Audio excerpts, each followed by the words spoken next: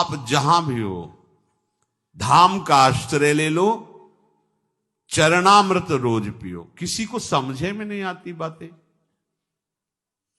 अगर उसमें दुनिया की बातें औषधियां मिली हैं और कह दे आपको बहुत स्वस्थ रखेगा, तो कड़वी हो कैसी भी हो, आप रोज नियम से लेंगे वो सिरप है, चाहे उसमें अल्कोहल मिला हो, मछली का तेल मिला हो, कुछ भी हो, अरे औषधि है।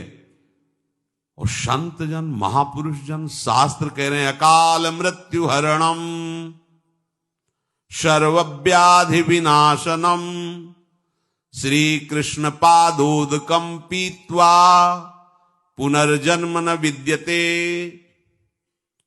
तुम्हें विश्वास हो रहा है?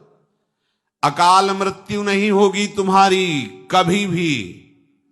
जिसके रोज मुख में हरिचरणामृत जाता है, प्रियालाल का चरणामृत जाता है, अकाल मृत्यु नहीं हो सकती। ये शास्त्र ऐसे महापुरुषों के द्वारा लिखे गए हैं कि भगवान अपने वचन झूठे कर सकते हैं लेकिन संतों के नहीं।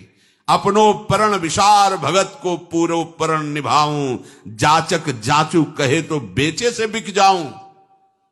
देखो भीष्म जी ने कहा कि आपने नियम लिया है, मैं युद्ध में अस्त्र नहीं ग्रहण करूंगा, मैं गंगा का बेटा नहीं कहूंगा, शांतन सुत नहीं कहूंगा, यदि युद्ध में आपको अस्त्र न धारण करवा दिया। तो भगवान ने अपनी प्रण को झूठा साबित कर दिया और लेकर रथ का पहिया दौड़ पड़े भीष्म जी को मारने के लिए।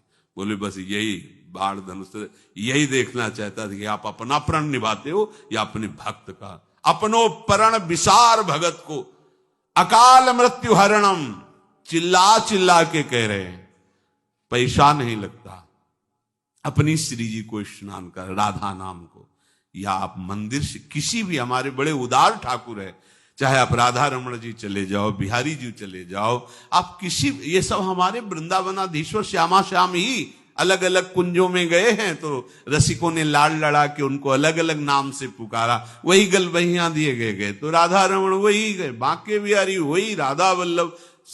वृंदावन में और कोई है क्या? वही श्यामा श्याम तो विविध नाम रूपों से दुलार उनका किया जा रहा है। चरणामृत का भैया नियम ले लो।